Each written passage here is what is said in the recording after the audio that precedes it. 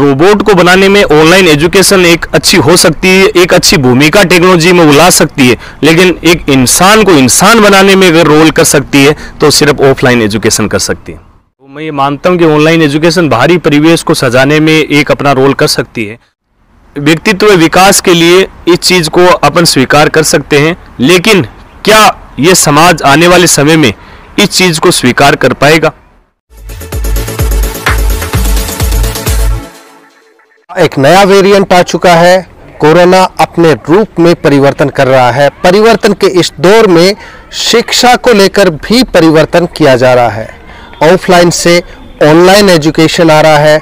जोहार, मैं डॉक्टर नीरज मिल और फिलहाल आप देख रहे हैं खबर गवाह। पूरे विश्व में कोरोना ओमिक्रॉन वेरिएंट के रूप में एक बार फिर से दस्तक दे चुका है और सरकारें लगातार ये प्रचार करते नहीं थक रही हैं कि ये वेरिएंट बहुत ज़्यादा खतरनाक है। फिलहाल शिक्षा को लेकर और इस कोरोना काल को लेकर एक विमर्श, एक चर्चा छिड़ी हुई है और वो चर्चा इस तरह से छिड़ी हुई है कि शिक्षा को लेकर भी परिवर्तन किया जा रहा है। ऑफलाइन से ऑनलाइन एजुकेशन आ रहा है और एजुकेशन भी अपने रूप में परिवर्तन कर रहा है। क्या वाकई ऑनलाइन एजुकेशन अच्छी है या फिर पहले की तरह ऑफलाइन एजुकेशन अच्छी है? और इसी चर्चा में हमारे साथ बने हुए हैं SGR पब्लिक स्कूल बढ़ाडर से श्री पंकज जी। पंकज जी, बहुत बहुत स्वागत है आपका। नमस्कार सर जी। पंकज जी, सबसे पहले हम वर्तमान परिप्रेक्ष्य में जब कोरोना का नया वेरिएंट आ चुका है और ओमिक्रॉन नाम से ये काफ़ी प्रसिद्ध किया जा रहा है, हो रहा है, तो ऐसी स्थिति में बात आती है शिक्षा की। तो शिक्षा की अगर बात की जाए तो क्या ऑनलाइन शिक्षा अच्छी है या ऑफलाइन शिक्षा अच्छी है? कौन सा वेरिएंट शिक्षा का अच्छा है, हम इस पर चर्चा करेंगे। सबसे पहले हम जानना चाहेंगे कि ऑफलाइन जो शिक्षा है वो ऑनलाइन से किस तरह भिन्न है या ऑनलाइन शिक्षा है वो ऑफलाइन से किस तरह भिन्न है? मेरे अनुभव के अनुसार बच्चों की जो ऑफलाइन शिक्षा है वो ऑनलाइन शिक्षा से काफ़ी अलग है। जहाँ पर पिछले दशक में अपने जो देखा, बच्चे 2 साल से जो ये कोरोना का जो संकट का दौर चल रहा है, ये व्यापक महामारी जो अपन जिसको झेल रहे हैं, इससे बच्चों के स्वभाव में निश्चित रूप से कई कमियां अपने को देखने को मिली है। पहले के समय जो बच्चे एजुकेशन के साथ जुड़े होते थे उनके साथ फिजिकल एक्टिविटी भी उनकी एक साथ रूटीन में रहती थी, और आजकल अपन एक पढ़ाई में एक बच्चे को एक कमरे में अपन एक कुछ समय के लिए टीवी की स्क्रीन के सामने रहते हैं तो हमारी आइज जो होती है उनके ऊपर भी काफ़ी इफेक्ट पड़ता है। और आने वाले समय में बच्चों के स्वभाव में नई नई चीज़ें देखने को अपने को मिलती हैं, जिसमें बच्चे का स्वभाव का चिड़चिड़ा होना, उनके तरह तरह की ऐसी खूबियाँ जो अपने पेरेंट्स से अकेलेपन की तरफ भी कहीं ना कहीं हम बच्चे को इसमें धकेल रहे हैं। अगर वो स्कूल में आता है, ऑफलाइन एजुकेशन में जुड़ता है, तो वहाँ पर ये चीज़ निकल के आती है कि वो अपने पेरेंट्स को, एक टीचर को अपने पेरेंट्स की बातें, सब चीज़ें अब उनको बता सकता है। उनके जो भी सुझाव होते हैं, मन के अंदर विचार होते हैं, वो विचार विमर्श कर सकता है, अपने सहपाठियों के साथ खेलता है, तो एक नई ऊर्जा, सकारात्मक ऊर्जा का वो अनुभव करता है। जी, साइकोलॉजिकल और मेंटली बात की जाए टॉर्चर की, तो ये ऑनलाइन में ज़्यादा देखा जाता है या ऑफलाइन में कम देखा जाता है? ये बात आपने बताई। क्या ऑनलाइन का ये फायदा नहीं है कि या फिर आप ऑफलाइन को इसलिए प्रेफर्ड कर रहे हैं क्योंकि आप भी प्राइवेट शिक्षा के साथ जुड़े हुए हैं, तो कहीं ना कहीं प्राइवेट शिक्षकों और प्राइवेट जो प्रैक्टिशनर्स हैं शिक्षा में, उनको ये डर है कि उनका व्यापार जो है वो खत्म हो जाएगा या उनका जो है रोजगार जो है वो चला जाएगा, तो इसलिए आप ऑनलाइन को प्रिफर्ड नहीं कर रहे हैं? क्या कहना चाहिए? ऑनलाइन अपने हिसाब से कुछ हद तक सही है। जैसे किसी बच्चे को टॉपिक अपने पूरा करवा दिया टीचर के द्वारा, तो वो रिवीजन के तौर पर उसको अंडरस्टैंड कर सकता है, उसको समझ सकता है। जैसे एक चैप्टर बच्चे को आपने उसको टीच करवाया क्लास में, उसके जो भी डाउट्स हैं वो एग्जाम के द्वारा उसको अपने आप को ये देख सकता है कि मैं कहाँ पर स्टैंड कर रहा हूँ। लेकिन लगातार वो एक ही चीज को अगर वो स्क्रीन के ऊपर देख रहा है तो कहीं ना कहीं उसके ऊपर इफेक्ट पड़ता है। आपका कहना अलग प्रकार से है, लेकिन मैं ये कहना चाहूंगा कि ऑनलाइन एजुकेशन ठीक उसी प्रकार से है जैसे आप वीडियो गेम बच्चे को दिखा रहे हैं कंटिन्यू, और वीडियो गेम के अंदर बच्चा गाड़ी चलाना सीख रहा है। अगर आप फिजिकली उसको गाड़ी चलाना सिखाते हो तो उसको गाड़ी के अंदर बैठना ही पड़ेगा। वो आंखों के द्वारा, एक्टिविटी के द्वारा, वीडियो गेम में कुछ देर के लिए विनर हो सकता है, लेकिन वास्तविक विनर बनने के लिए उसको ड्राइव गाड़ी के अंदर बैठकर करनी पड़ेगी, उसको ऑफलाइन क्लास में ही आना पड़ेगा। वहां पर वो अपने आप को ये तय कर पाता है कि मैं कहां पर स्टैंड कर रहा हूं, कहां मेरी कमियां चल रही है।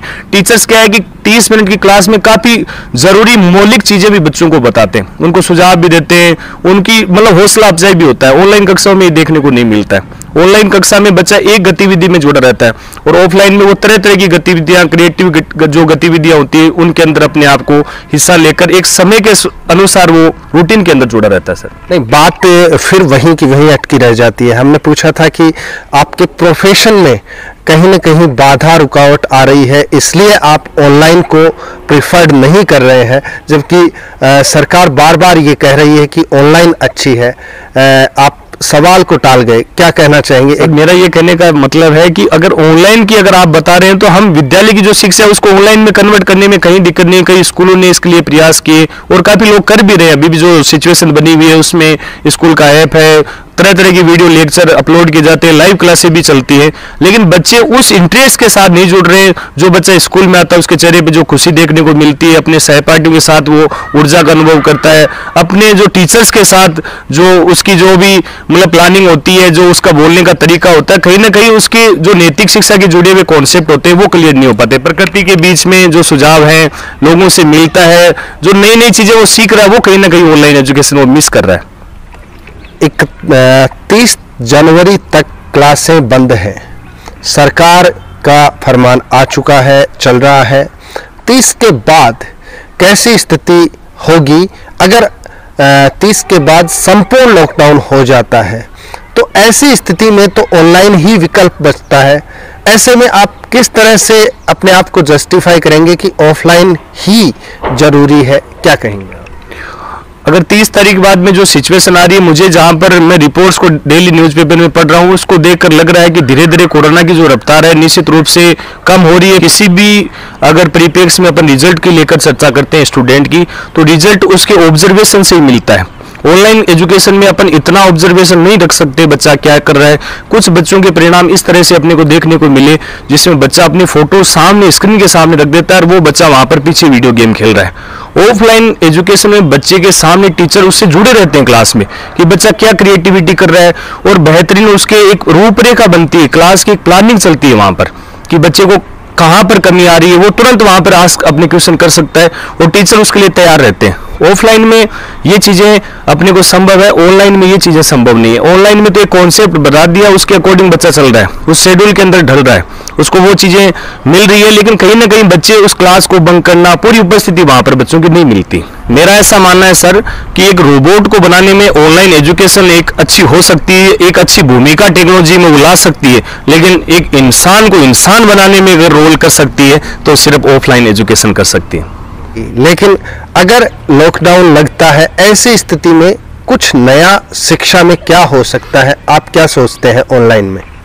लॉकडाउन लगने की स्थिति में ऑनलाइन शिक्षा में कई चीजें, नए कंटेंट देखने को मिल सकते हैं। जैसे अपने ई शिक्षा को ज्यादा अपन इसमें मान सकते हैं कि ई शिक्षा का नया उद्भव होगा, नई नई टेक्नोलॉजी बच्चों के पास आ जाएगी। जो स्कूलों में होमवर्क मिल रहा है धीरे धीरे हो सकता है वो लैपटॉप की गतिविधियों में शामिल हो जाए। मैं ये मानता हूं कि ऑनलाइन एजुकेशन बाहरी परिवेश को सजाने में एक अपना रोल कर सकती है, लेकिन आंतरिक रूप से अपन बात करें तो हमारे विद्यालय में एक अलग से पीरियड बच्चों को एक्टिविटी का मिलता है। उसमें बच्चे को लीडरशिप की भावना उस बच्चे में जागृत होती है, उसको मौका मिलता है कि वो उसका इंटरेस्ट की चीज में, अगर अपन किसी चीज को सब्जेक्ट को उस पर थोप रहे हैं तो बच्चा आगे नहीं पढ़ पाएगा। उसके लिए उसकी रुचि के अनुसार, उसको एक हॉबी के अनुसार उसको पीरियड मिलता है। वो स्पोर्ट्स में जाना चाहता है, स्पोर्ट्स की उसको फैसिलिटी यहाँ पर मिलती है।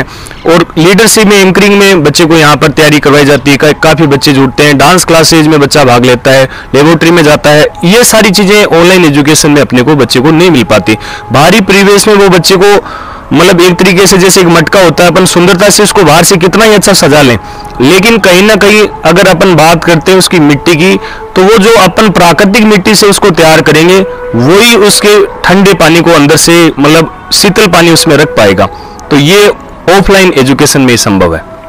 ऑफलाइन जो अपनी शिक्षा है उसमें कितने लोग इस क्षेत्र से जुड़े हुए हैं, अपने सीकर में लगभग 1 लाख से अधिक लोग इस कार्य में जुड़े हुए हैं, तो निश्चित रूप से उनके परिवार सीधे रूप से जुड़े हुए हैं। प्लस एजुकेशन एक ऐसी चीज है जिसको अपन किसी प्रकार से अगर किसी चीज को देते हैं, किसी को डिलीवर करते हैं, तो वो कई गुना अपने पास लौट कर वापिस आता है। ये अपने जैसे शरीर में अपन बोलते हैं स्वास्थ्य गया कुछ नहीं गया, लेकिन यहाँ पर एजुकेशन की जहाँ पर बात आ रही है उसमें ऑफलाइन ही सबसे बेस्ट है। ऑनलाइन के अंदर बच्चा कुछ लिमिट समय तक पढ़ सकता है, अपने कंटेंट को समझता है, लेकिन आने वाले टाइम पर पेरेंट्स अब ये इस चीज की खुद मांग करने लगे स्कूल जाकर कि स्कूल खुले, बच्चों को पढ़ाया जाए वापस। आपने बताया कि पेरेंट्स खुद मांग करने लगे हैं, तो कितने प्रतिशत पेरेंट्स, आप स्टडी भी करते हैं, तो कितने परसेंट पेरेंट्स ये कहते हैं या इसके पक्ष में है कि कोरोना काल में भी स्कूल लगे और स्कूल के माध्यम से ही पढ़ाई हो?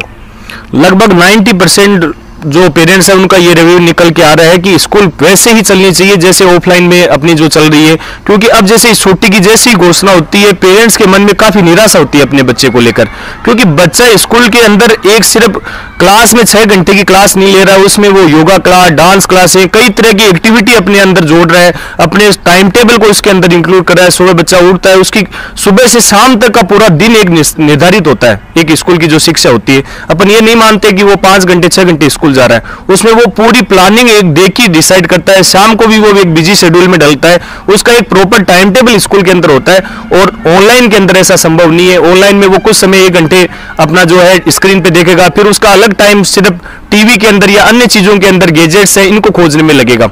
और ऑफलाइन में अगर वो रहेगा तो उसके अंदर जो शारीरिक के साथ साथ मानसिक विकास के अंदर भी बढ़ोतरी होती है। जी बेहतर, आपने समय दिया, इसके लिए बहुत बहुत धन्यवाद। लेकिन हम यही कहना चाहेंगे कि वर्तमान में इंडिया के परिप्रेक्ष्य में बात ऑनलाइन शिक्षा की जाए तो न कनेक्टिविटी है, न इतनी ज़्यादा सामर्थ्यता है लोगों में कि वो अपने बच्चों को इस तरह की शिक्षा दे सके। फिलहाल के लिए हम इतना ही कहेंगे कि कोरोना काल के अंदर एक जो जरिया है वो शिक्षा का थोड़ा सा चेंज किया था और ये अब आपके सामने स्थिति स्पष्ट होती दिख रही होगी, ऐसा हम कह सकते हैं। फिलहाल के लिए इतना ही। कैमरामैन मनोज खीचर के साथ दीजिए इजाज़त। शुक्रिया।